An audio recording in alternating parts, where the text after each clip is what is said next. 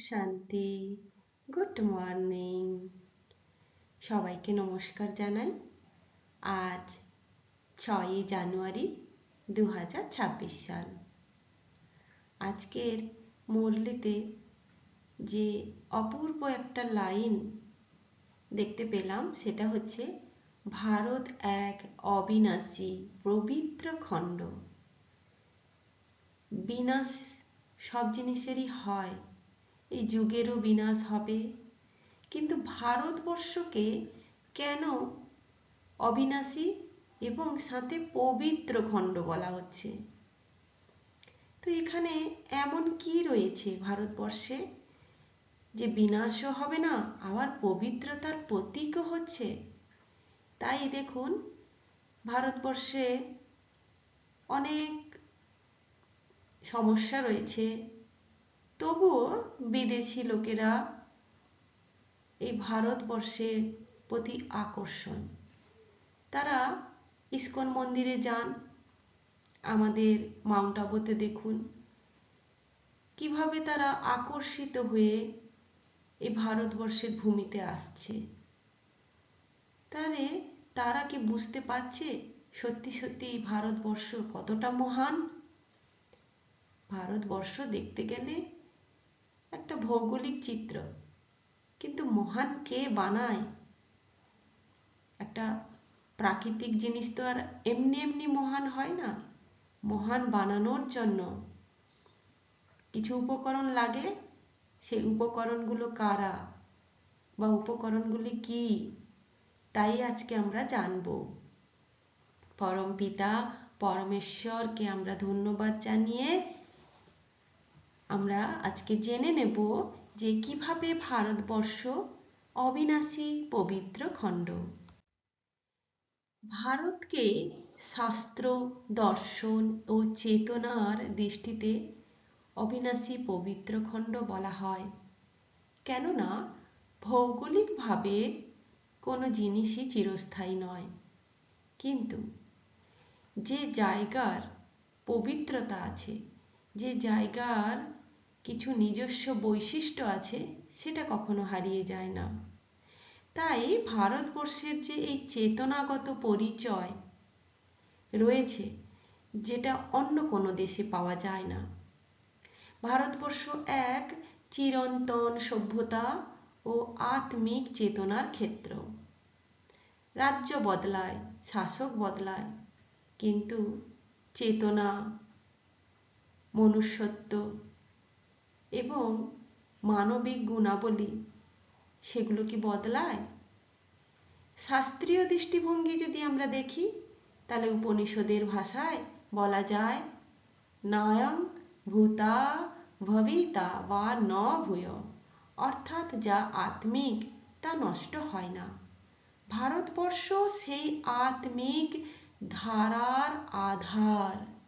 এখানে এমন সব মহান আত্মারা জন্মগ্রহণ করেছেন, যিনি পুরো সৃষ্টিতে, পুরো কল্পে মহান হয়ে রয়েছেন, এবং উনার মহানতা, উনার আদর্শ অন্যান্য মানুষকে গতি দিয়েছে, সমাজকে গতি দিয়েছে। তাহলে কি বলা যায় না ভারতবর্ষ এক মহান দেশ? তপস্যা ও ঋষি পরম্পরা, এখানে বেদ, শাস্ত্র, উপনিষদ, গীতা, যোগ, ধ্যান, এগুলোই হচ্ছে ভারতবর্ষের অহংকার, এগুলোই ছিল তার সংস্কৃতি। আজকে হয়তো আমরা যা দেখছি সেগুলো কিন্তু পশ্চিমী দেশের সভ্যতা। আমাদের শিক্ষা গুরুকুলে হতো, পবিত্র স্থান প্রকৃতির কুলে হতো। তাই রবীন্দ্রনাথ ঠাকুর শান্তিনিকেতন গড়েছিলেন। কিন্তু আজ চার দেওয়ালে শিশুকে আটকে জোর করে শিক্ষা দেওয়া হচ্ছে। শিশুকে গাছের সম্পর্কে বোঝানো হচ্ছে, কিন্তু গাছের কাছে নিয়ে যাওয়া হচ্ছে না। তাহলে সংস্কৃতি আর সংস্কার, এই দুটোই ভারতবর্ষের নিজ জিনিস। আর এই দুটোই এত পবিত্র আর অবিনাশী। ভারতের শক্তি হলো তার সংস্কার। তাই যখন মুঘল রাজারা ভারতবর্ষ আক্রমণ করত, তখন তারা জানতো যে ভারতবর্ষের শিক্ষা সংস্কৃতি এতটাই গভীর, যদি আমাদেরকে হারাতে হয় তাহলে এদের সংস্কৃতি, এদের শিক্ষাতে প্রথম আঘাত আনতে হবে। তাই নালন্দা বিশ্ববিদ্যালয়কে প্রথম জ্বালিয়ে দেওয়া হয়। সত্য, অহিংসা, সহনশীলতা, আত্মজ্ঞান আমাদের অলংকার। এগুলো যদি নষ্ট হয় তাহলে আমরা কিন্তু নিজেদেরকে মহান বা পবিত্র বলতে পারবো না। তাই ভারতবর্ষ ভূমি নয়, ভূমিকার দেশ। কি সুন্দর কথা না? আমরা সবার মধ্যে চেতনা জাগাই, প্রেম জাগাই, সবাইকে আমরা ভালোবেসে ভাই বোন করে কাছে টেনে নিই। যেখানে বিবেকানন্দ বলছিলেন যে সকল আমেরিকান আমার ভাই ও বোন। তো ভারতবর্ষ নিজেকে ভোগের কেন্দ্র নয়, বরং জগতের কল্যাণের জন্য চেতনার কেন্দ্র হিসাবে চিরকাল পৃথিবীতে তার নিদর্শন রেখে গেছে। তাই একটি কথা বাবাও বলেন, এবং এই কথাটাও দার্শনিকভাবে সত্য, বসুবেধ কুটুম্বকম। এই সারা বিশ্বই আমাদের সবার আত্মিক সম্পর্ক, সবাই ভাই বোন, সবার সাথে আমাদের বন্ধুত্বের সম্পর্ক। ভারতবর্ষ ভগবানের কি জন্মভূমি? এই নিয়ে অনেক প্রশ্ন আছে, কিন্তু আপনি যদি গীতাকে মানেন তাহলে গীতার একটা শ্লোক সবাই জানে, যদা যদা হি ধর্মস্য গ্লানির্ভবতি ভারত অভ্যুত্থানাধর্মস্য তদাত্মানম নিজাম্যহ পরিত্রাণায় সাধূনাং বিনাশায় চতুষ্কৃতাং ধর্ম সংস্থাপনার্থায় সম্ভবামি যুগে যুগে। তিনি প্রতিশ্রুতি ভারতবর্ষে দিয়ে রেখেছেন।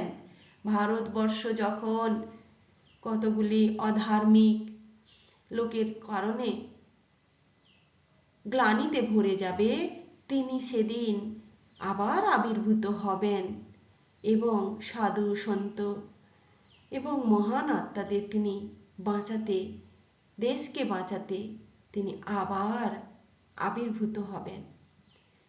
তো আজকের দিনে কি দাঁড়িয়ে আপনাকে মনে হচ্ছে না এই সমাজ কতটা কলুষিত, এই সমাজ কতটা গ্লানিতে ভরে গেছে? প্রত্যেকটা মানুষ কেউ কাউকে বিশ্বাস করে না, ভরসা করে না, ভালোবাসা দেয় না। সবাই যেন কেমন একটা নিঃস্বার্থ হয়ে গেছে, প্রকৃতির কথাও কেউ ভাবে না। তাহলে এখন কি ভগবানের অবতরণের সময় হয়নি? কিন্তু জেনে রাখুন, ভগবান ভারতবর্ষে এসে গেছেন 1936 সাল থেকে। তিনি বলছেন এটাই হলো সঙ্গম যুগ, যেই যুগে আমি এসে জ্ঞানের মাধ্যম দিয়ে সবাইকে পবিত্র বানিয়ে আমি আবার নতুন করে যুগ সৃষ্টি করছি। তাই প্রতি 5000 বছরের কল্পের পরে তিনি আবার এসেছেন। কিন্তু আমরা বুঝতে পারছি না। আমরা তো ভগবান বলতে দেহধারীকে বুঝি, কিন্তু ইনি তো পরমেশ্বর নিরাকার, ইনি জ্ঞান রূপে এসেছেন। তাই জ্ঞান যে গ্রহণ করছে সে তার মনকে পবিত্র করছে, তার আত্মাকে শুদ্ধ করছে, কারণ শরীর তো বিনাশী। ভারত অবিনাশী, কারণ কি না, এর কারণ কোনো পাথর নয়, চেতনা।